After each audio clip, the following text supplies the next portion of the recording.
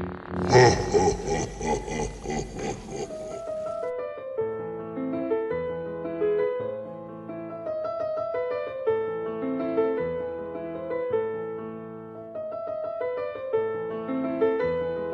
is where the fun begins.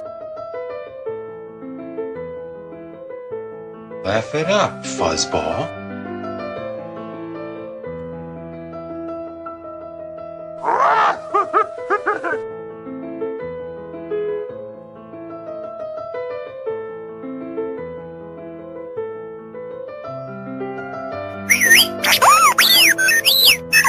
For my ally is the Force, and a powerful ally it is.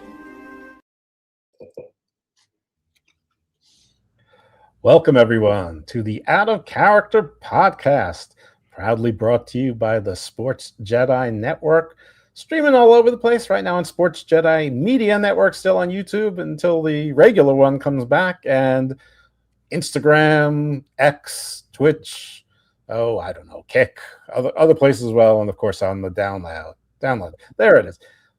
Co-host today is Kevin. This show was booked by Vinny Pacifico, indie wrestler, actor, and superstar great guy. He's the one who brought us Amber Brooke a week ago or 2 weeks ago. And this episode we have Matt Provenzano, who he's done a lot of stuff. But first we're going to say hello, Matt. How are you? I'm doing well. How are you guys? Thanks for having me. Great. Kevin, how are you? Buongiorno. I'm doing well. Ready to go. I'm not used to having to introduce you. I'm used to like you being the producer and all that, and all that good stuff. Anyway, as many of you know what the Out of Character podcasts are, there's probably as many of you who don't know.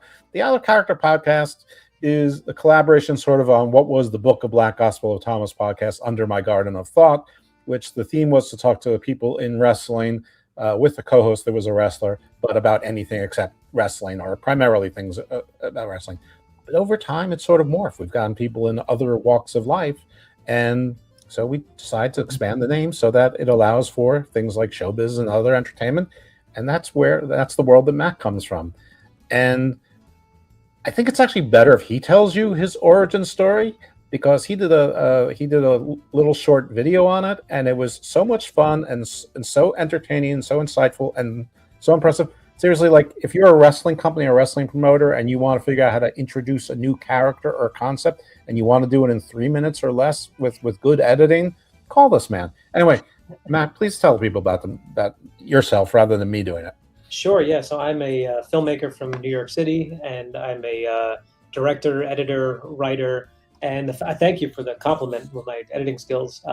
That was for a long time, still to this day, that's like, I consider that my competitive advantage as a video editor is that I know I'm good. It's like the one element of my talents that I'm very confident in, but I also know that I'm extraordinarily fast, and my personality kind of shines through my editing. So whatever you throw at me, whether it's a construction video or a how-to slow educational kind of thing, or a really fast hype reel, like I'm very proficient at it. And one of the reasons is just because I'm kind of insane, and I'll glue myself to the computer for 18 hours straight, making sure you get the best edit possible. But yeah, for myself, I love movies. I love making things, not just movies. Ever since I was a kid, I just love creating stuff and then showing people and watching their reactions and watching their faces light up. So I always tried to find the best way possible, the best creative outlet that I can do that. And very early on, I found the video camera, and I would make these little silly, fun movies in my room and make it with my friends. Sometimes my friends didn't want to be in the things that I would make, so I would just use myself. I would use my toys as little actors. I would just learn how to do that, right? So kind of force yourself trial by fire to learn everything about the trade. So I knew, I was learning how to stand behind the camera, how to stand in front of the camera, how to edit it all together, how to string together scenes, how to tell a genuine story. And then I just carried it through high school and college, because in my mind, it was the one thing that I had built up this whole time. It was like the sunk cost fallacy, where I was like, I put all this time and effort into it. I have all this knowledge. I watched all these movies.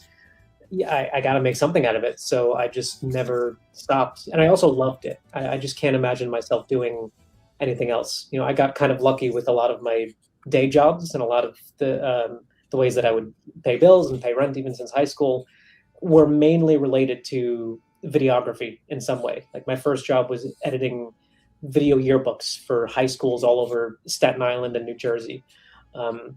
So things like that would teach me how to tell a story, and then how to edit coherently, and what it was like to actually have clients and to work with people, and to have someone above me who actually, now your task is to execute their vision. And obviously you have creative input if you're lucky, but now the job is, how do you make this person's dream and this person's vision a reality? So there's a lot of learning with that. And yeah, I've just kind of been doing it ever since, and I never stopped. I saw on the video some things that stuck out to me. One, it seems like one of your early achievements were you had a film that placed pretty high in the Staten Island Film Festival. Yes, so that was back in 2010 or 11. I'm hearing the music now. That's really funny. The pizza music. Yeah, it was 2010 or 2011, so that would make me about 14 or 15 years old. Oh my goodness. My brother wrote the song called Coming of Age, and he was, 17 at the time. So I was really obsessed with animation. Still to this day, I'm working on a kind of like a rotoscoped animation, stop motion kind of thing. So back then, I wrote this song, and I wanted to make a music video with it. So I cut all of these tiny little pieces of paper, and I made a little animation, I guess kind of like the old days, like they would do it with animation cells. And I had a giant stack of papers. And I made a little animation with it. I put it on YouTube, and it was the first time I learned what a film festival was, and the fact that there were more people doing this, and it's kind of like, a competition, but also collaborative, that you can meet other people. So I entered it, and inexplicably it got in, and it was my first time experiencing what that's like. The fact that something was selected, like a work that you made, that was purely in my brain. It wasn't it wasn't somebody asking me to do it. It wasn't a job. It was just something I wanted to do. And the fact that it got in was really weird and cool to me. I remember it was in our local paper at the time, the Staten Island Advance, which was, again, a really big deal to me at the time. We went to a screening, and it had my film and then maybe, 7 or 8 other films. And then they invited us up to the stage for a Q&A. And again, I was like 14. Right. So I think I have a picture of me on stage, like trying to look, like intelligent and yeah, here's what I was thinking when I made that film. But I'm like wearing jorts and a baggy t-shirt that doesn't fit me. So yeah, it was just... You're John Cena. Yeah, exactly. Yeah. So a lot of that was like, it was educational. It's all all of those experiences. I didn't win, so that's another thing I had to learn is, trying very, very hard at something that you believe in, and then getting told, no, you didn't do it. We're actually giving it to this person. I don't quite remember how I reacted at the time, but like these are all very important skills to have if you want to pursue a future in this. All right. I have a question. You were talking about being in the film festival when you started at an early age at around 8. Tell us about who is the ones that supported you through that and saw that vision and seen that you have talent. It's just not a night and day that you give a young child a camcorder and you made your imagination come to life in videos. Who was your support system around you that really supported you from the very beginning? I was lucky that my family didn't shut that idea down immediately. Like I know a lot of people who they explored creativity when they were a child. They found music, they found poetry, they found dance, and they were immediately kind of shut down and said, just, don't do that. You focus on something that'll make you money. With me, I got pretty lucky that I was raised in an environment that nurtured that. So my mom and my dad got a kick out of the fact that I was making little movies. I made them laugh a lot. And I think that they recognized that that something was there. Not even to say I had talent or anything, but they recognized that I kept doing it and I wasn't stopping. I would come home from school still in my uniform because I went to a private Catholic school, whatever that did. And then I would just make movies every single day. And they saw that just kept happening. It wasn't a phase. I feel like if it didn't go past high school, they probably would have tried to talk me out of it. But the fact that I just kept at it, it was very clear that I wasn't going. I was also very headstrong, and I was very relentless. So even if they didn't want me to do it, I would find a way to, to explore that path creatively. So to answer your question, it was a lot of family, and honestly, a lot of people in my circle, friends and not, like people that I just grew up with, fellow, kids my age. A lot of them they thought it was stupid. And I even remember a lot of them saying things like, this isn't possible, right? You know that you're not actually going to grow up and be a director. Like, no one really does that. You understand that, right? So a lot of those comments incentivized me, maybe in a negative way, to overachieve, to be like, okay, you know what? Do you think that? Watch this. And then just over course correct, right? Well, not everyone in Staten Island can become a policeman, fireman, priest, or mafia person. I mean, there's got to be other choices as well. You had an encounter with a beetle. Oh yeah, I wouldn't call it an encounter. I would say I was like maybe 5 shades away from him. But there was, in high school, I found a competition to create the next Ringo Starr music video, and it was for his new song called Wings. So I did what I did with my brother's song. I made an animation, this time with a whiteboard, and I took thousands of photos, and I made a little, stop motion animation with his song. And I entered it, and then it got rejected. But for some reason, I chose that opportunity to fight back. Like, I don't know why I did this, but I got an email. It wasn't automated. It was an actual human being. But they said, thank you for your submission. Unfortunately, we're going to have to go another direction. Please understand that, yada, yada, yada, whatever. So at this point, I was maybe 16. And I remember looking at, you can see a wall of the videos that were accepted. And then I think people would vote on them or something. I don't remember how it worked. But there was like at least 50 music videos that were selected to go to the next round. And I watched a lot of them. And I remember thinking at 16, a lot of these aren't good. Like, you can tell some of them were very shoddy. Some of them were very amateur. So I actually wrote the guy back like a mean email at 16 years old. And I was like, I don't understand how you think this is up to Mr. Starr's standards. I demand another shot or something like that. So he emailed me back and he said, okay, well, I heard you out. If you come back and you fix X, Y, and Z with this video, maybe we'll consider you. So I went back, and I don't even remember I think it was something with the color or something, or the lip syncing was off. So I fixed it, and then sure enough, that I got in. So I was one of the finalists. I think the top 10. I made it into the top 10. And then if you look it up, you can still find it today.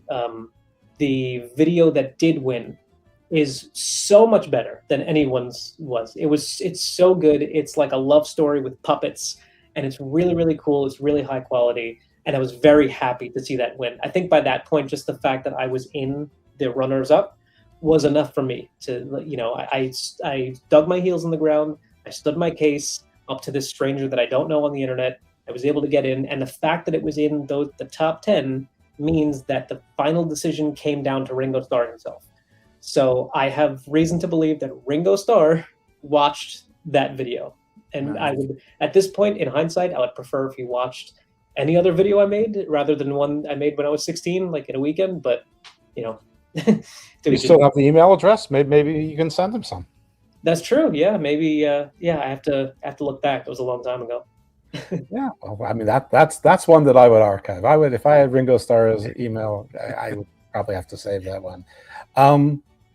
This is actually Kevin's turn, but I'm going to forget my little joke. But I saw one of the videos that you did with the Frankenstein theme. But your voiceover is the Frankenstein theme. But all I'm thinking the entire time is inconceivable, because it's that guy. Yeah, I could see that. You're talking about Edgar's invention?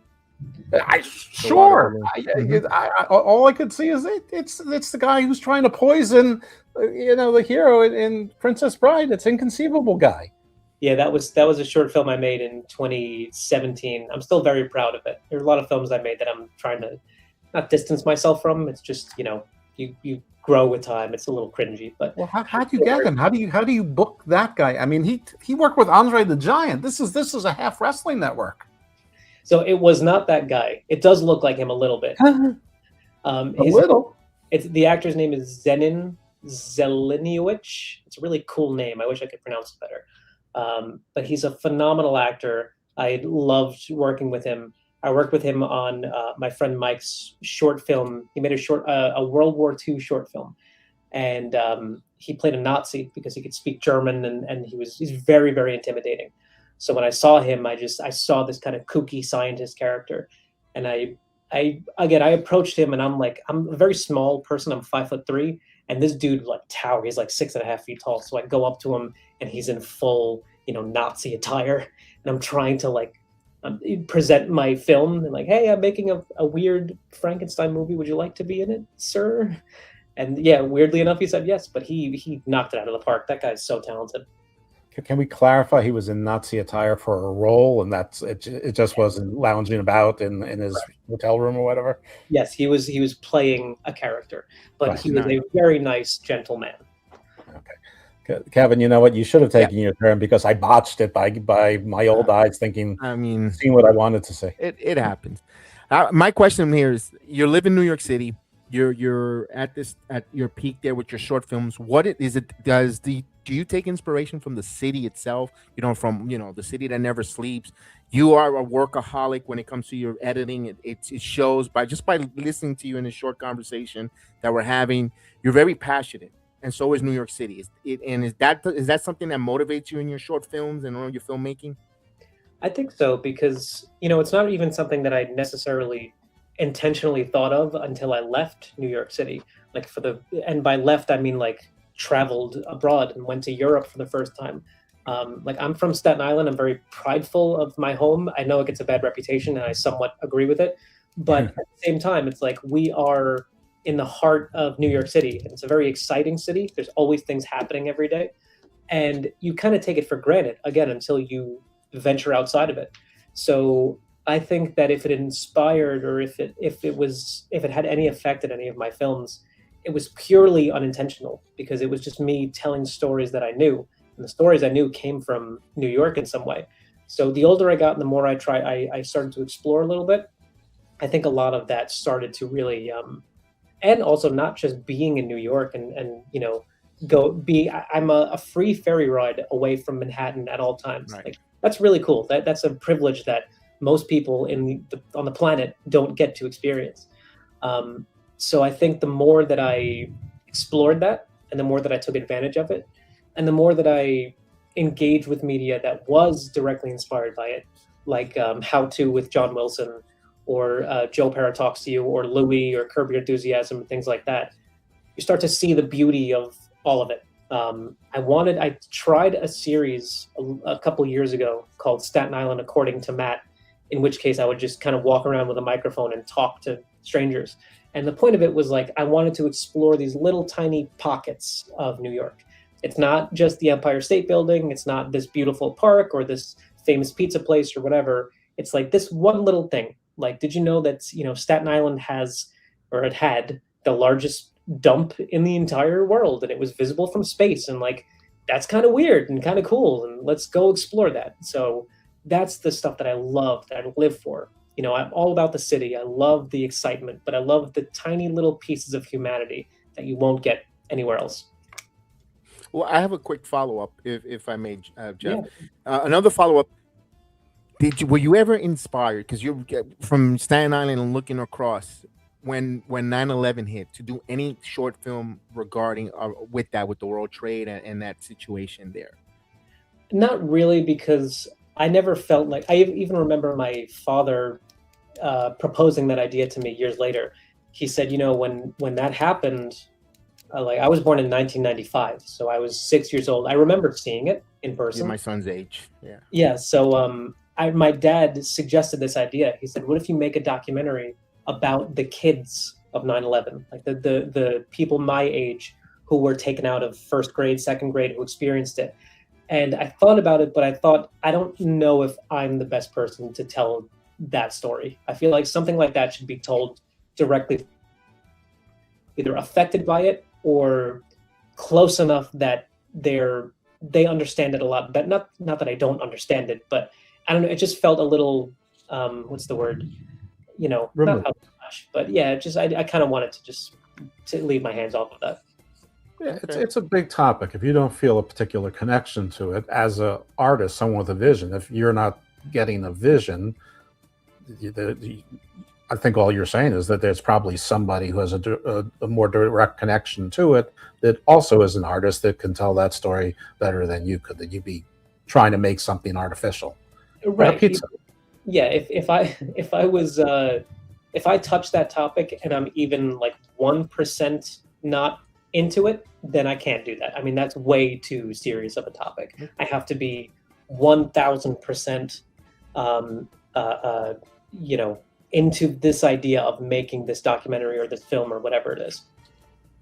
Okay. Well, I think in the short, I saw a lot of ads people would know, brands people would know. I don't know how liberty are you to talk about those or whatever the case might be, but certainly the thing that everybody knows about is a phenomenon known as Terrifier, which was a small budget movie that came out of nowhere, sort of during or on the heels of the COVID era, and made a ton of money and spawned 2 sequels as well. And you worked on that project. I'm not sure if you worked on all 3 or 2 out of 3 or just 1 out of 3, but whatever it is, you're part of a cultural, modern day cultural phenomenon, part of the renaissance of horror as a big time genre, where we're sort of marginalized. I mean, horror was sort of like the pro wrestling of Hollywood.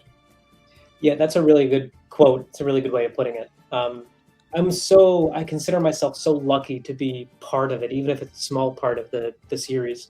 I remember when the first one came out, it went on Netflix, because there's the first one before that. There was I think it's All Hallows Eve or something like that, and that's where Art the Clown comes from.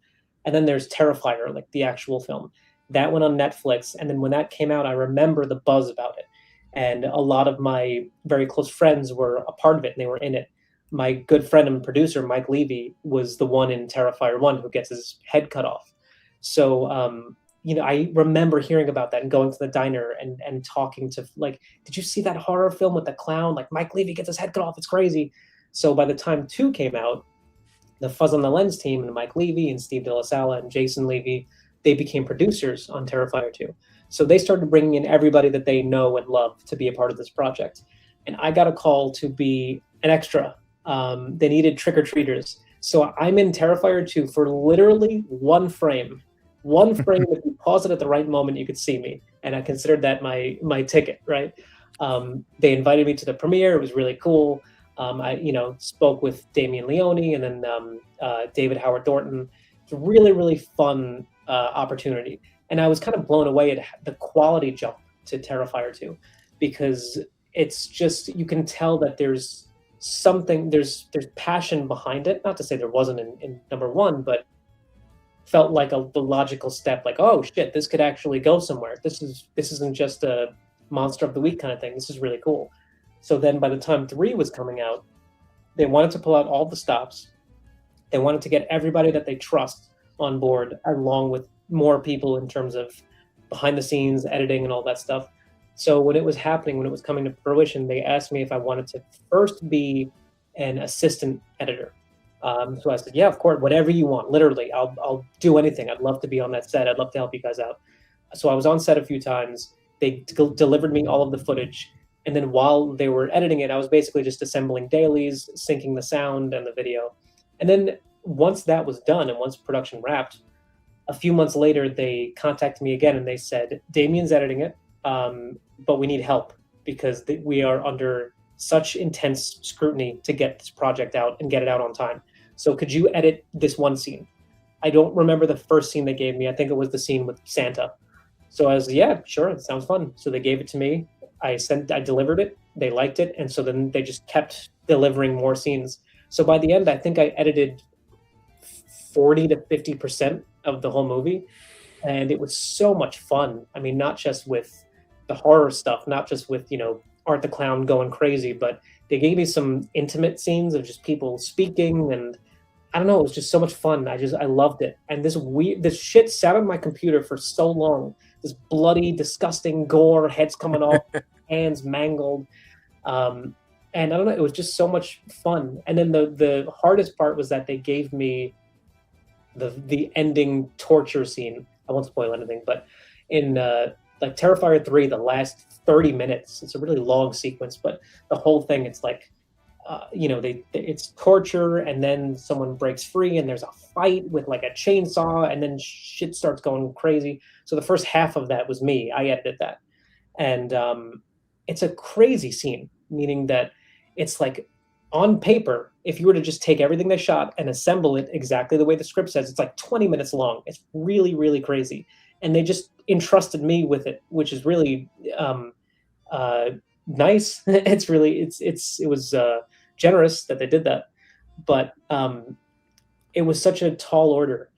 But it was not to say it was easy, but it was easier because you could tell they knew what they're doing. Like as an editor, there were a lot of times where you would work with clients and they would say, hey, we want you to edit this scene, here's all the footage, go nuts. And then you would look at what they wrote and you would look at the stuff that they gave you, and you would just say, I can't do anything here. I don't know how you expect to get this from this, because this is garbage. So with Terrifier, it's not just that they got coverage from every different angle, but they were thinking like editors. And that's what made the difference. Because when you're editing it, when you're assembling it all together, it was just like a puzzle that you found the pieces, you could put it together very quickly and very easily. So yeah, long answer, but I loved working on the Terrifier series, and I'm excited to work on 4. Oh, so you're on 4. That's breaking news? I would say breaking news. I'm more manifesting that. Okay. I'd be very surprised if there was a universe where I wasn't involved, because we're all, at this point, it's like we're all one big team, and we all make these movies now. So something like Terrifier or Stream or Screamboat, a lot of the horror films that are coming from this community, yes, there are people who own it more outright. Like Screamboat is Stephen Lamorde and his wife, and then Stream is Mike Levy and the Levys and Fuzz on the Lens. Terrifier is Damien Leone and Phil Falcone and all of them. But you just feel like it belongs to all of us. You know what I mean? Like we're all a team making these movies, and I Dream of Pizza is next, even though that's not a horror movie, but yeah. So you're like Patch. You're a friend of everyone's. That's right. Yeah, that's me. Now let's talk about I Dream of Pizza. While we're here, you're making us hungry. I told you off air, I love the whole concept of it, but I want you to tell our audience the inspiration of Dream of Pizza and how it came about.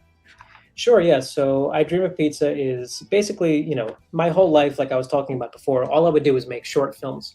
And then through college and after college. So at a certain point, I started to realize that short films, while they are very fun and very rewarding, they started to become a very expensive business card. And they're not really breaking you into the industry as much as, personal practice for yourself. So I decided it's just kind of time. If I want to do this thing in this world, if I want this career, I kind of just have to prove that I can do it. And I can't really wait for anybody to come and knock on my door and offer me this opportunity. I just have to do it. So I started putting this feature I had into production, and I had this idea for almost a decade at this point. It was a lot of different ideas that morphed into one. It's called I Dream of Pizza, and it's about someone named Roberto who grows up in Italy, in Vittoria, Sicily, which is where my family's from. He immigrates to New York City. He opens up his own pizzeria, and then it gets flocked by an Italian crime family. That's the long and short of it. That's the log line. That's the elevator pitch. I just love the idea of a movie about a few things. I love a movie about pizza. I think that's already inherently very funny. I've never personally seen that. I've seen movies that are pizza related. There's like Ninja Turtles and things like that. But I've never seen a movie that focuses so much. Do the Right Thing is another one, yeah. But like it's all about pizza, and it's about the happiness that pizza brings, and good food, Italian food. I really, really wanted to focus on that. But more specifically, this character of Roberto, I think he just leapt off the page to me. And I loved how I wanted to write him as an eternal optimist, someone who's extraordinarily naive, somebody who portrays the spirit of the Italian heritage, who's just so happy all the time, just smiling, beaming. He can sell you anything that he's just so pure and so good. And my whole MO when I was writing the script is Roberto has to win in the end of the day because purely he was a good person. There can't be any, he can't cheat the system, he can't go around, he can't get a one-up on somebody. He has to win purely because he was the only good man in this entire scenario. He's pure at heart, 100%. So as soon as I had all these ideas in place, I just immediately started writing. The first script wasn't good. You'd be hard pressed to find a draft one of a script that's even remotely decent. But I kept writing, I kept rewriting. I invited a lot of actor friends in the community theater world on Staten Island. We read the script together, different voices, and I would hear my writing from different actors' perspectives. We would just keep going and going, and after like a year and a half, I finally got to a draft where I would put it to bed for a minute. I would just kind of step away for a few months, work on another project, come back with fresh eyes, read it, and not immediately hate it. I would read it, I would get to the end and think, it's pretty good. There's something here. And I'm excited to make it. And as soon as you feel that, it's time to start. And obviously, that doesn't mean it's completely 100% done and without flaw. Every week there's always like a line here or a word there or something that I'm thinking of adding. But I'm just, whenever I glance at the script, whenever I look at our actors that we have attached or the crew or the locations, it just excites me so much that we get to tell this story because it's so weird, it's so fun, it's so different, and it's so kind-hearted. Because there's shit happens in this movie, right? Shit goes wrong as you would expect, and there are guns and there's a little bit of violence, there's some blood. I won't spoil anything past that, but it's, at the end of the day, it's, to me, like such it inspires me to the character inspires me to just keep going. And in the same way Roberto wants to start his own pizzeria, I want to make this movie. So it's like Roberto and I are almost intertwined, How many times does the blood get splattered and it's intertwined with the pizza sauce? Too many times. All right. I have boring lawyer questions for you because I'm very interested in show business, and I actually think that show business and entertainment and wrestling have a lot in common. I mean, wrestling is a form of entertainment, but you have your big stuff, your WWE, and even that has its warts, and I'm sure so does working for Netflix or Paramount or whatever. But you also have your indies where some people make it, some people struggle, some people subsidize it as long as they possibly can while working another job. Anyway, enough about my little monologue. Question: were you hired as an employee for these jobs, or were you an independent contractor? For the things like Terrifier and then the other Terrifier. It depends, a little bit of both. For Terrifier, I was feature films. It's a little different because it's not a continuing employment. You can't. If you're lucky, you can get a year out of that in terms of like a salary, but it's not a salary job. It's not a full-time thing. So it was half and half. Like I would do all of these things kind of at the same time. I would work full-time jobs at things like NBC and ESPN, Ford. There was a creative agency in Jersey, Filmmaker, things like that. I was full-time, but while I was doing that, I was a contractor for things like Terrifier and then short films all over the place. Even little things like the company that I used to work for, they still are engaging in videography and doing things like making hype reels for local up-and-coming businesses. So I would do things like that. I would just, not just because I wanted the extra money, but because it was legitimately fun to do things like that. Right. So it was your path. That's if you had time and capacity to do them, you would do them. Mm-hmm. I have a friend that's a producer, and so he what he told me is that a movie or a TV show is a business, but it's a business of a limited life, and that most of the people you have are employees. But of course, you also have independent contractors, just like any other business. So I was just wondering about that. My basic and most simplistic understanding of the difference between an independent film and a studio film is that, well, there is no studio, and so an independent film doesn't have to work with the unions, or at least the Screen Actors Guild and the Directors Guild. But I imagine if I'm right, great. If I'm wrong, you can correct me once we're done, which is fine also. But I imagine that once you get past Terrifier 1 and you get to 2 or 3, by that time, somebody's backing you. At that point, there's a studio. So, at that point, do you have to join a union? Do I have it all? Am I all Meshuggah? Do I have it all Fugald? I think that in terms of Terrifier was kind of an anomaly where even by the time they got to 3, like they had a bit of studio push behind them, and then distribution definitely helped.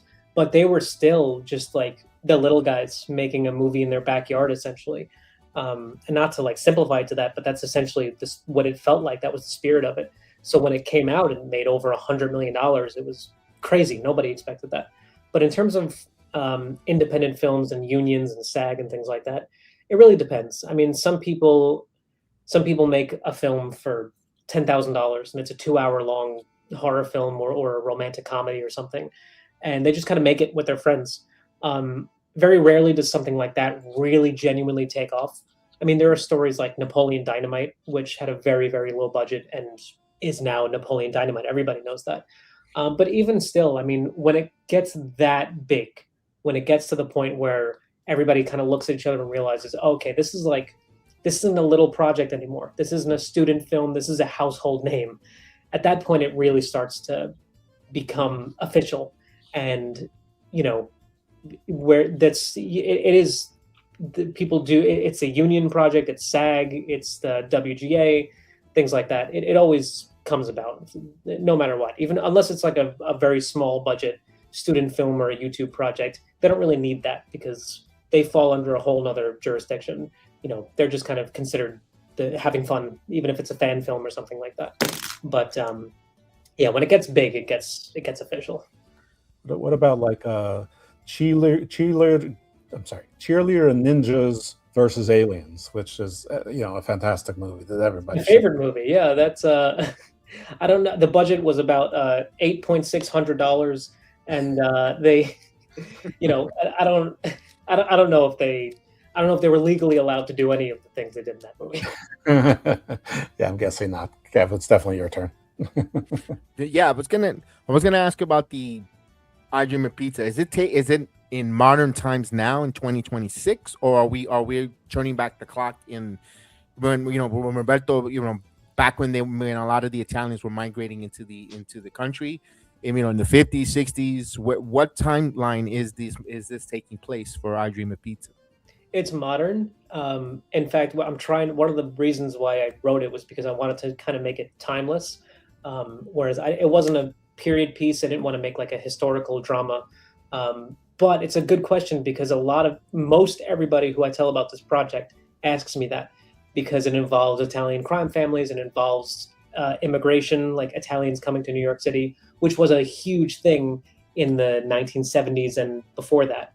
So yeah, it's a legitimate question, but it's modern. I wanted to make it timeless. Okay. Do you use any of the real crime family names, or did you have to construct something? If that's the case, no, you have to be not to stumble upon real names. I just invented my own. I mean, my last name is Provenzano, which if you look it up, there is a mobster named Tony Provenzano or Tony Pro. I wanted to stay as far away from the real stuff as possible. And that's one point that I want to make is like, yes, there is an Italian crime family in it, but at the same time, I didn't want to just make Goodfellas again. It's not Sopranos. It's not Godfather. The point of this movie isn't the mob. It's not a mob movie. It's not a mafia. They just portray characters. They're the background.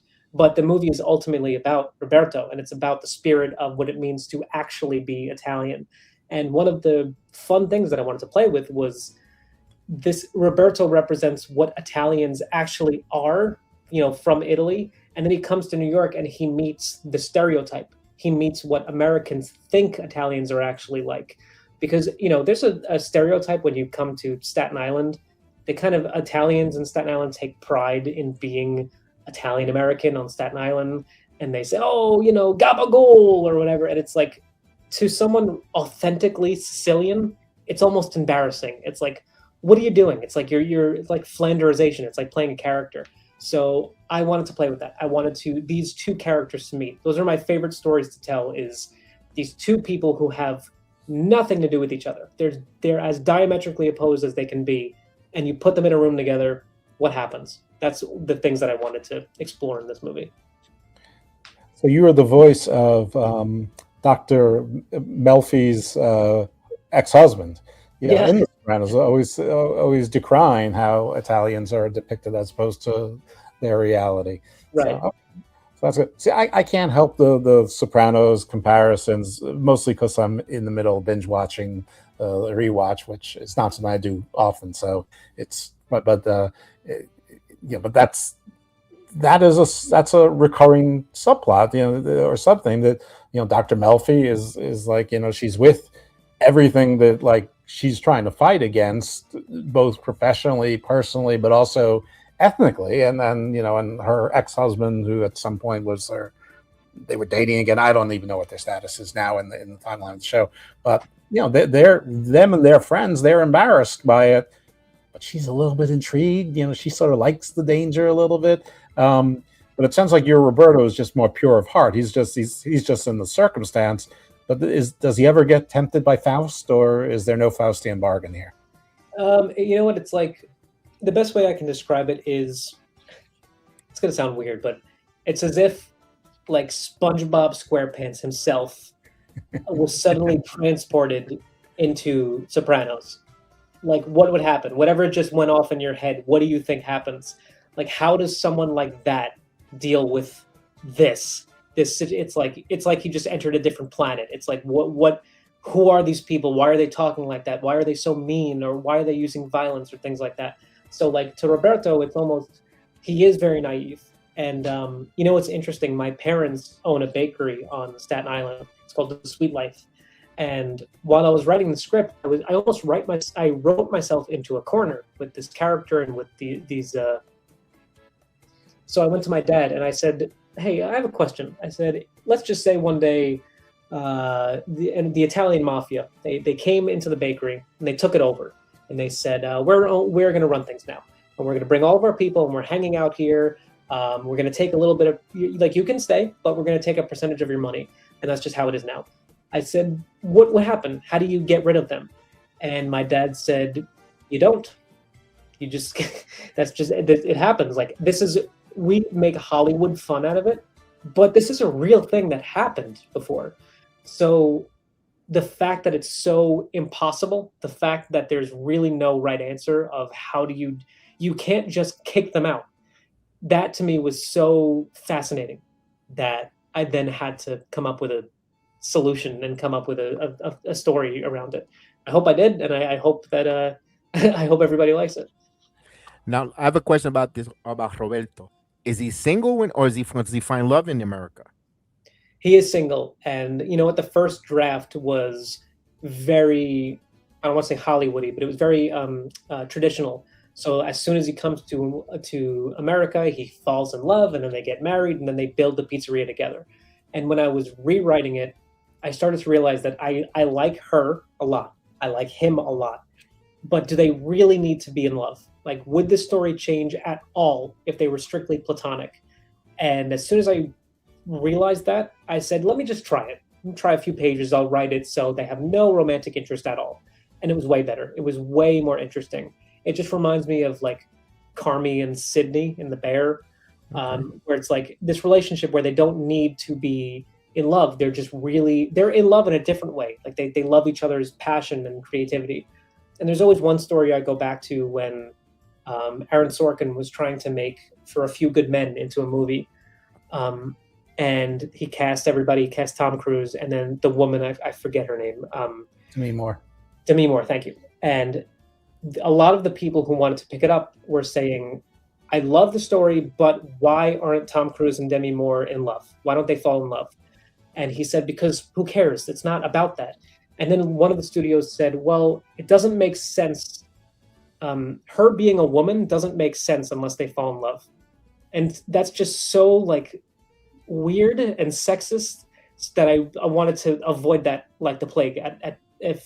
Just completely get away from that. So everybody in I Dream of Pizza is like their own character with their own personalities. And Roberto, maybe unfortunately, remains single. But you know. I thought Roberto might have fallen in love with one of the mobster's sister or something, and No. that's his dilemma. No, I'm wondering how he gets his way out of it. I'm thinking that he might have to be like another Kevin. That's what I thought about it. Kevin from Home Alone and Home Alone 2. He might have to Rube Goldberg machine these things. I don't know what. I mean, obviously you can't spoil it, but I mean, obviously you're here to talk about the movie that you are trying to make. But part of what you're doing is you're trying to raise the funds to do so. So I mean, I assume that you want to talk about that because. You know, why else would you don't have the movie to promote yet? So I imagine that this is what we're here to do. So why don't you tell people what you're looking for and you know what are the criteria to be involved, et cetera, et cetera. Yeah, of course. So this is, you know, every independent filmmaker listening to this right now knows the trap that we're in. I mean, this is the hardest part of the process by far. And we are in this stage of pre-production, but we're getting over the hump. I mean, I've never felt more confident than I have right now because several investors have already jumped on board and are helping us get to the number that we need to actually start making the film. So there are, investment opportunities available if anybody's interested, and there are slots still available if anybody wants to jump on the train and make this movie with us. I mean, that's essentially what we're doing is.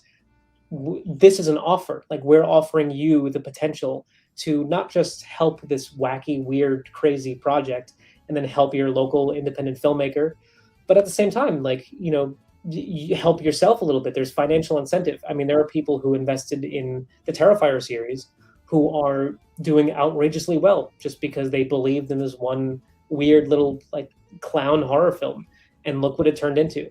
And things like, right now, it feels like this is the best time. It is the hardest part of the process, but this is the best time to do it because as we speak, there are 2 films out in theaters right now, and they are absolutely, I don't know if I can curse, but they are destroying in the box office. It's Obsession and Backrooms. They are doing gangbusters. They both have grossed over $400 million, and Obsession was made for $750,000. Backrooms was made for, I think, maybe $6 million or something like that. But these are 2 films that have no prior canon. They don't have a franchise. They're not big franchise movies.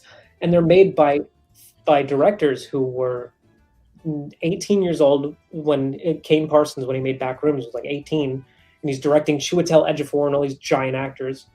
And the director of Obsession, Kane Parsons, he was 25 when he made that. So it's like, it's never been a better time to trust this voice, this new, fresh face voices in the film world. People are really, really tired of the gigantic CGI slop fests, you know, where it's just like, you can't even understand what's happening. There's just so much being thrown at you every single minute. I mean, just the proof is in the pudding because Obsession and Backrooms beat out Mandalorian. Like a new Star Wars movie was beaten out by 2 people who are under 30. Like that's insane. That's crazy. That's unprecedented. Never really happened before, and we are living it. It's like the 70s when Spielberg and Lucas and Kubrick and all these people came up with these new ideas, and Scorsese. It's just happening all over again. And I feel like this kind of, it's a cycle. Every 30 years it happens where somebody breaks the status quo. Somebody says, and it's not never one person. It could just be a group, but there's a group feeling where everybody kind of bands together and thinks, you know what, we can do this. We're tired of this movie. We can make a movie. We have the experience. I think this is a good idea. I'm just going to start doing it. And we saw it in the 90s with Kevin Smith, and now we're seeing it here. Again, it's happening. So my point with all of this is that, like, I genuinely, if I didn't believe investing in this film was a good idea, I personally wouldn't have invested in it. But like, I have a financial incentive in it. I have my own money into it because I firmly believe with the cast that we have, the crew that we have, the locations, the idea, and the time we're living in, I firmly believe this movie will make back its money in a weekend. Very cool. What's the structure? Is it like a limited partnership, or is it just a corporation with different classes of shares? Like, you know, obviously they're tied to dollar amount investments, but how, you know, what are they actually buying a share of? Are they buying, membership units in an LLC, shares in a corporation, or I think I asked the same thing 3 times now. Yeah, no, it's a little bit of the latter. It's more like individual shares in the film itself, not necessarily the LLC, but it's a lot of angel investors, a lot of people who are, obviously the more that you put in, the more that you get out. So it really depends on, like, the slots are going away fast. Like there's still an opportunity if people want to invest, but they're being taken. And there's a lot of, if anybody is interested, if anybody's listening and they are interested in investing and want to see the breakdown and want to see exactly the tiers that they can invest, shoot me an email or shoot the podcast an email, and then I could definitely send over the information. But yeah, it's genuinely, it's not as complicated as a lot of people seem to think that it might be. In terms of investing in a film and what that means, and then the future of what that means, and the money, where it's going, and then eventually how do I get it back. It's really not as complicated as a lot of people want to make it out to be. And as long as people believe in the project and believe in myself, which I believe that they do, it seems like we're doing pretty good so far. All right.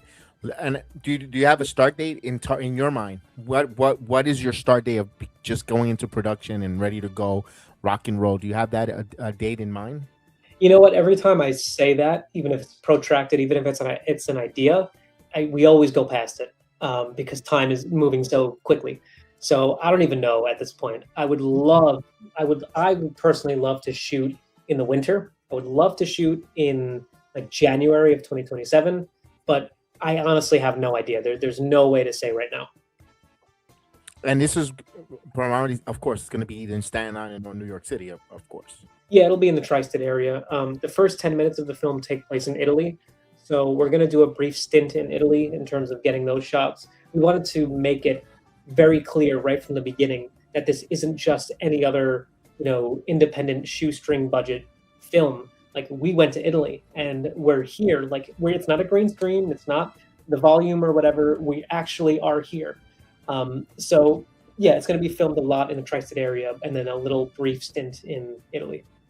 And how difficult has obtaining permits in New York City with the film and all that stuff? Is that a challenge, or what are the logistics when it comes to getting permitting? It would be a challenge to me if I was the only one responsible for getting these permits, because that's not my forte. I'm lucky that I have the team around me that we can all kind of do it together. So I have producers at my side, I have location coordinators and location scouts, and we've already secured a lot of what we need in terms of that. The biggest thing, ironically, that we're missing right now is a pizzeria. We need Roberto's Pizzeria, so we're kind of on the lookout for that. But none of that stuff is again, I know if I really put myself in that world for a long time, if I just dedicated a month to putting this information in my brain in terms of permitting all over New York City, I know that I could, it's easy once you learn it. And also, we live in New York City, so it's everybody's used to this. You step outside, if you walk for 10 minutes, you're going to see somebody filming something. So the city's used to it, and they know if you, it's a lot of store owners who think it's very cool, who want to be a part of something that's weird and fun like that. Some people will agree as long as they get to be on set. Or, hey, my daughter wants to be involved in the filmmaking community. Can she come to set? Can she meet this actor? If she can, then, you can have this location for a day if you want. So it's a lot of that, a lot of favors back and forth. I find it impossible to believe in a business with a 90% fail rate within 1 year that in the 5 boroughs, there's not one corner restaurant that isn't in semi-decent shape that is for lease. Yeah, it's tough right now because we don't have a specific date. If we did, it would be a lot easier to try to locate a pizzeria that maybe is closing down, maybe is going on a winter vacation or something, and we can get in there for a couple of weeks. But since we don't have an exact date yet, we can't just rely on, the restaurant game. It's like this, they could have a genuinely fantastic weekend, and then the next day it just could be crickets. Yeah. So you have no idea. The restaurants don't know if they'll even be alive in a month. So now a film crew is going to come in and say, hey, could we film in 6 months? They don't know. Well, there is that restaurant that exists only, as far near as I can tell, to be a restaurant in TV shows. Like there was the one in Black Rabbit, I think was most recently, but it was also the restaurant in that show with David Schwimmer and the guy from The Wire and Vicky Wertheim, who was his like sort of bodyguard assistant. I only know her name because she lived across the street from me in Baltimore. She was a sergeant with the Baltimore County Police Department. She was their spokesperson, so she actually got hired on The Wire, and I guess became friendly with his actor, and he took her along with him on this next project. So, and then and I keep seeing that restaurant, like it's right under or near the L, and everything. And I just figure it's like constantly, well, maybe studios have it for lease. So maybe I just answered my own semi question there. You mentioned the cast. Is anybody in the cast and things where we might recognize them from? Sure, yeah. There are a couple people that I want to refrain from naming them yet because I'm very, very excited that they're on board officially, but I kind of want to wait a little bit just to not just build up suspense, but also ensure that all of our ducks are in a row before we unveil these names. But it's so exciting. It's so cool. But the ones that I can divulge, Giorgio Cantorini plays our lead role, Roberto, and he was the little boy from Life is Beautiful. He also played Russell Crowe's son in Gladiator. So like he himself is just such a phenomenal actor. And we looked far and wide for this character. We looked through over 450 people for the role of Roberto. And we found this gift of a man in the form of Giorgio. And he was so interested in the project and so engaged. And I've had several dinners and lunches with him. And he's so smart when it comes to technique and acting. He loves the story. He loves us. And so we're really excited with that. We have Antoinette Crowe-Legacy from Godfather of Harlem, and she's just such a powerhouse of a talent. I mean, she's incredible. The most recent addition to the cast was Alexander Jameson, who plays Miles in the film. It's kind of like almost like a tragic character. He's also somebody where that was another one where we looked through over 400 people for that. As soon as we found him, we all kind of said, okay, he's great. I love him. Now, the only thing is let's meet him in person. Let's meet him over Zoom. Let's make sure his personality is up to speed as well. And we met him and it was like, I want to hang out with him right now. He's just so much fun. And that was one of the biggest things about this is that we kind of have like a strict no toxicity policy on set kind of thing going on because, you meet these people who they'll give you a phenomenal performance. They're just wonderful actors, or they're like the best grip in their department, where they can take a restaurant and make it look like 20 restaurants, but they're a nightmare to work with, and they just make the day feel like a week. So I would prefer to find the people who I actually prefer to spend an entire day with. But in terms of that, other than that, we have Victor Bettetto, who's a big name in the tri-state area. He's an Italian comedian. We have Mike Levy from Fuzz on the Lens, big name in the horror community. There are a few others that I have. Michael Barra is one of my favorites. He was in Amazing Spider-Man 2, and he was in A Bronx Tale on Broadway.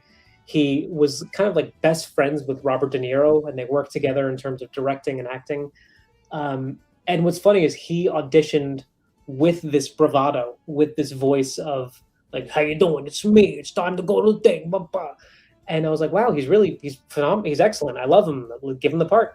So then I spoke to him and I said, hey, Michael, I'm so excited to have you on the project. And he goes, oh, thanks, man. It's such a treasure. It's a treat to be involved on set. Like, he sounded nothing like that character. He was able to just turn it on like a dime. So I'm just so excited to work. It's like all these different personalities, and they're like ping pong balls in a room. We all get to play, dress up together. Like, how cool is that, I have a question on you. Is there a cameo with yourself in the movie? Maybe as someone who's buying a slice of pizza, walking in? Probably. There's a montage when the film, when the pizzeria opens, of people coming in and like engaging with this Italian man who doesn't quite speak English yet, and how he makes pizza. There's like a lot of chances for cameos in terms of the entire crew. I'll definitely be in there somewhere. Yeah, for sure. Oh, cool. Well, maybe you should do a thing in all your movies that you're just in one frame. That's true. Yeah, I can. and that's your thing forever. That's your watermark. Stan Lee was on all the Marvel movies for a little bit. Yeah. How is that kid De Niro doing? He's a local guy. Maybe maybe he's available. I don't know. Does he do like Does he pretends to support independent things? Maybe he really does. I don't know. Yeah, you know what? That's people like Robert De Niro, people like Steve Buscemi.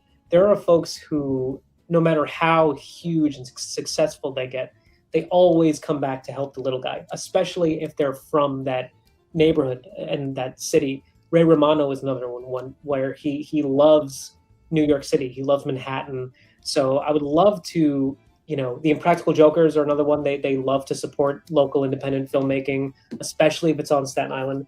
I would love nothing more than to, to get a lot of people like that involved, even if they can't make it on camera. Like I wouldn't want to waste their time, but if they have any vested interest in participating in the film, even behind the scenes or just watching it get made, I mean, those are connections that I would love to have, and De Niro's one of them for sure. Doesn't he still run or have some say or involvement in the Tribeca Film Festival? I think so, yeah. Yeah, I mean, he basically made that neighborhood, or at least he was branded with it anyhow. I know another kid that went good from New York, a guy named Doug Ellen. He did the show Entourage. I went to camp with him. He used to say, I have these friends and they're going to be big stars, but everybody says that they have a friend that's going to be a big star or is going to be a star athlete or whatever. And most of us are wrong and most of us believe it. But his friends happen to be the Wahlberg brothers, and he was right. So, and now he's a big deal. So, you will not be the first New York kid that I know. Now he's not a kid anymore; he's my age. So he's a grandpa. But yeah. So I didn't believe in him, but I'm going. But I'm not going to make the same mistake twice. I feel that.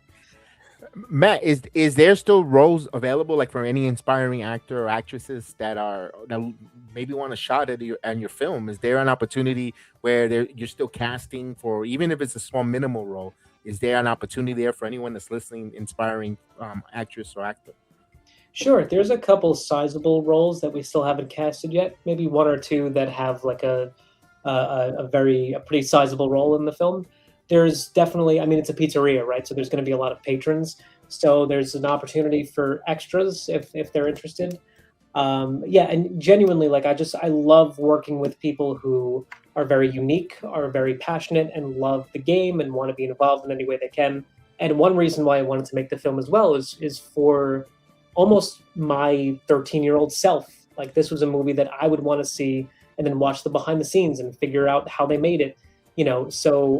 So to answer your question, like, yes, I would love to involve people who have an interest in filmmaking, want to see the behind the scenes, how the sausage gets made, no pun intended. That's a pun. You intended that pun. And then guide them through it. And so this way they can learn that, listen, we can all make movies. It's never been a better time to be a filmmaker. How about a movie about two independent professional wrestlers called twins? The one is a short Italian guy, and the other is a tall African-American man, who both happen to be my friends, so that I could sponge off of them and pretend that I'm involved with my best friend, Mr. Thomas, and our mutual friend, Vinny Pacifico. Or maybe they could be like local thugs or local legitimate business people or local pizza eaters. What do you think about that? I mean, because Mr. Thomas is my best friend. I'm not his best friend, but he's my best friend. I think you may be on something. I think we got a movie on our hands. Okay, great. Now I have a real question for you, even though that took time, but it was just empty calories. Because I know you care about this character in this movie, so I know that he has a specialty pizza or a specialty recipe. Ooh. And what is that? So, okay.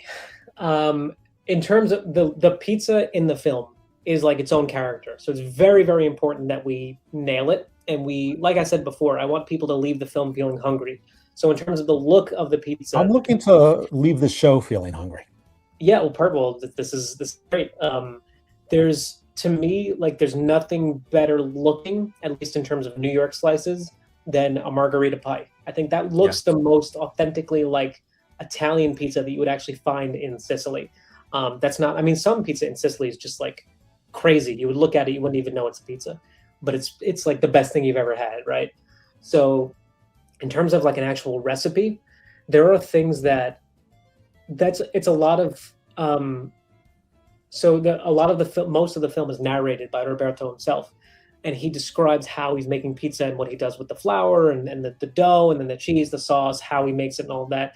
And a lot of it is written by me, but I consider it temporary. In other words, when we actually film the movie, once we're in the recording studio, once we're recording all of Roberto's voiceover, then it's like, okay, what else we got? Like, in other words, what's a good trick? I think something that I wrote in the script is, I like to put a little bit of honey in my dough because it gives it a little bit of kick. So things like that. I actually spoke to a lot of pizzeria owners in New York for this specific reason, not to ask them about a secret recipe or anything, but just like, how do you do it? What are some tricks to the trade?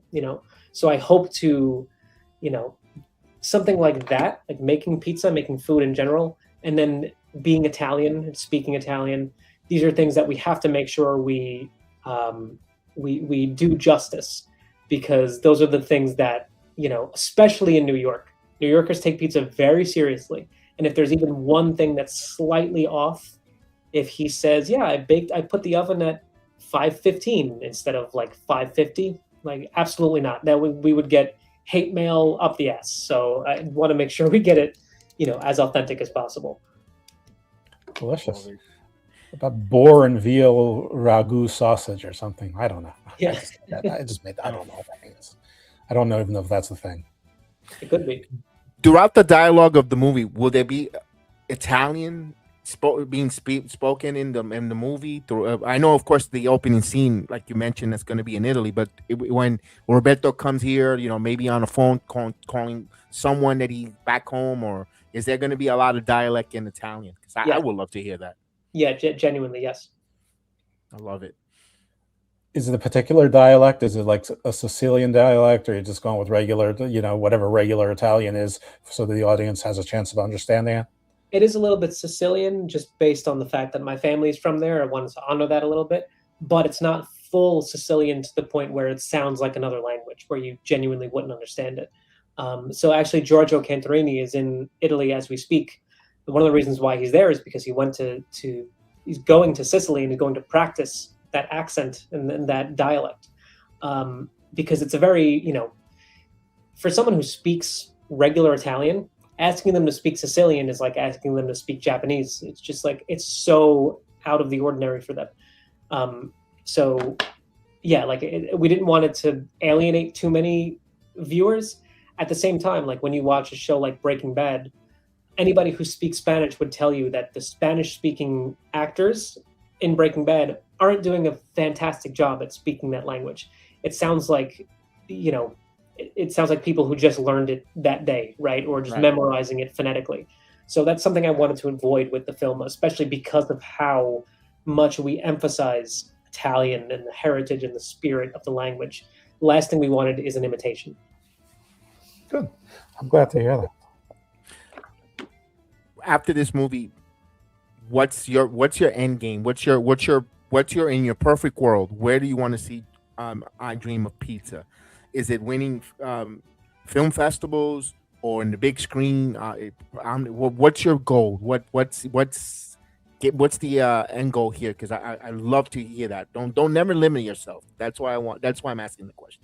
Yeah, you know what? I think in the broadest sense, like from the minimum that I would want is, it sounds cheesy, but like as soon as we made the movie, that in itself is kind of its own reward, just to say that like we all did it, we all put our best foot forward. And one thing I've learned in this business is it's very, very easy to make something bad, but it's very hard to make something good. So the fact that we all tried as hard as we possibly can to make this one thing, like that to me is enough of a reward that I can live the rest of my life comfortably. Even if I'm a video editor for corporations for the rest of my life, I can be very happy knowing that I made that, right? But going further than that, yes, I would love to get into as many film festivals as I can. I would love to have a worldwide theater release.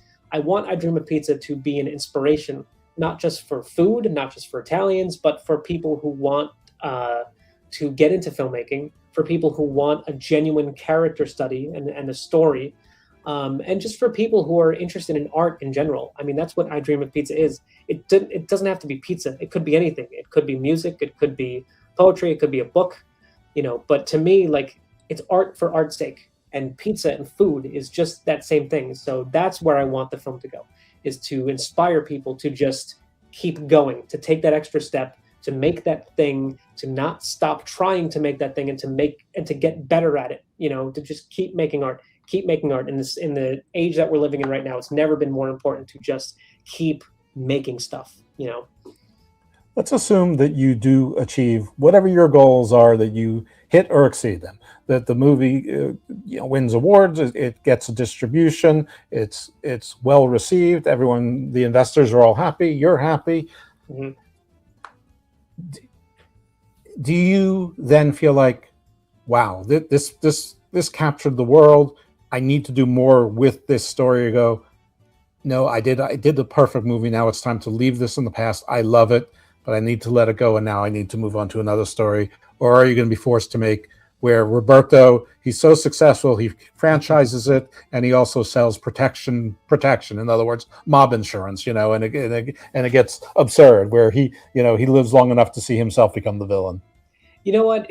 I'm very bad at sequels. I'm bad at revisiting stories. As am I, clearly.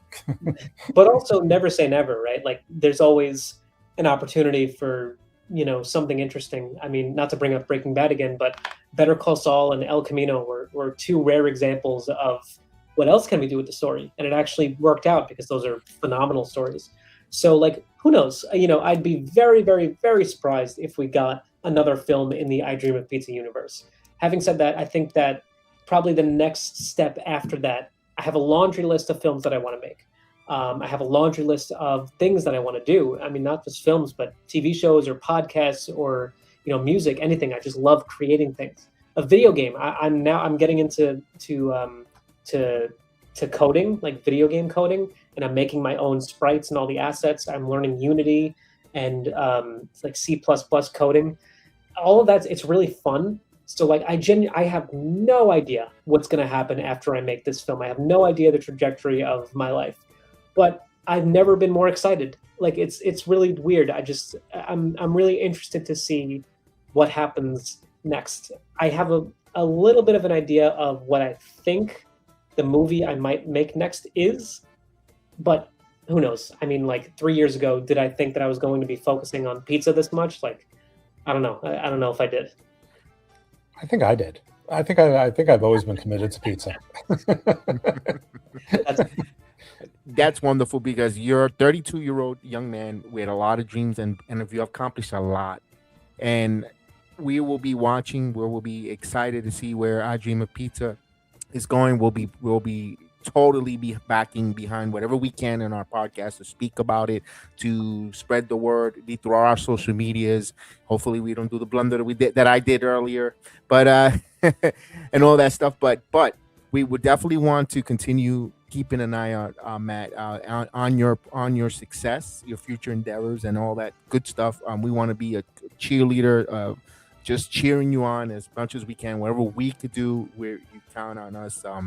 Anything, if it's just retweeting, social media, anything whatsoever, because I am excited for your project. I am totally excited. When Jeff asked me that Vinny can come in, if you don't mind coming on as a partner, as a fill-in, I was ecstatic. I was ecstatic because I for some reason, when he mentioned it, I connected. I connected. You connected. Your story connected.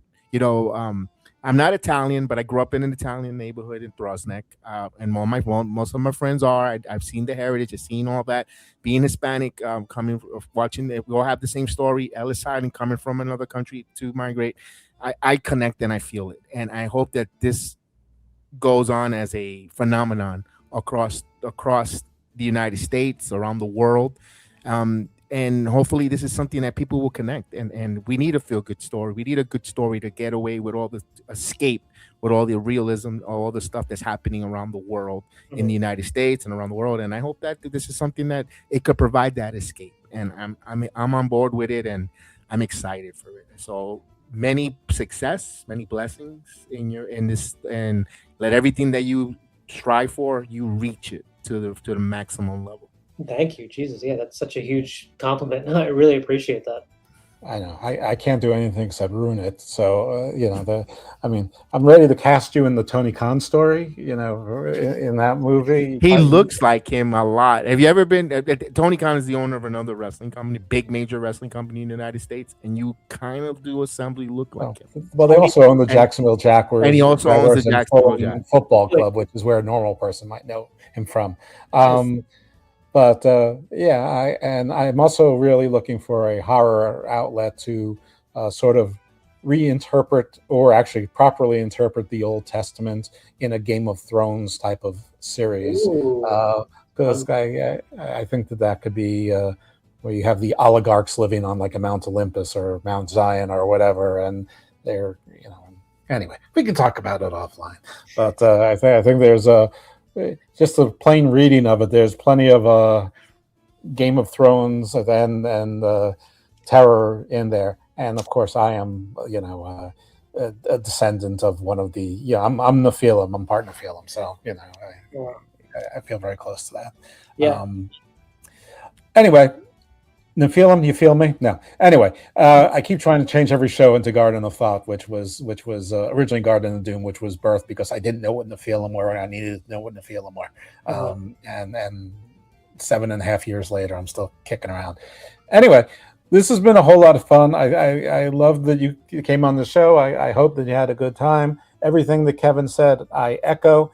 Thanks to Vinny Pacifico, our good friend of the network, and hopefully he'll keep booking people, and hopefully he'll come on and show his pretty face every now and then. But yeah, thank you so much for being on. Best of luck. If there's anything that you want to plug, promote, or social media that you want to share, or if there's anything that you didn't get a chance to talk about that was important to you, please, you have the floor. Thank you. Yeah. So first and foremost, thank you both for having me on. I really, really appreciate it. Thank you to Vinny Pacifico for connecting us and everything, all the help he's been doing for me. I mean, really appreciate that, dude. Such a good-hearted person. I love him so much. So thank him, and to everybody listening, if you want to follow along with the film and the progress, you can follow I Dream of Pizza Film at Instagram. That's our Instagram account. If you are interested in becoming an investor and helping us along with the project, feel free to reach out. You can even message the Instagram account for that, and we'll happily connect to you, and we can send you all the information about the investment breakdown and then where we want to put the film and all of that fun stuff. And then beyond that, yeah, just thanks for having me on. Thanks for allowing me to talk ad nauseum about pizza and Breaking Bad and movies. And yeah, I hope I can come back and do it again soon. Yeah, absolutely. I'd love to have you. Thank you, guys. And that, ladies and gentlemen, that takes our program to the end of the Out of Character podcast. We appreciate everyone here. And of course, like I always tell everyone, stay safe, stay good, and may the sports be with you. So we'll be hitting the outro. And there you go. I Dream of Pizza. And I'll have all the description in the video at the end. I will make sure I update the Instagram for I Dream of Pizza. So I'm going to hit the outro. Stay in the back while we hit the outro real quick. It's 10 seconds. And what we want to say.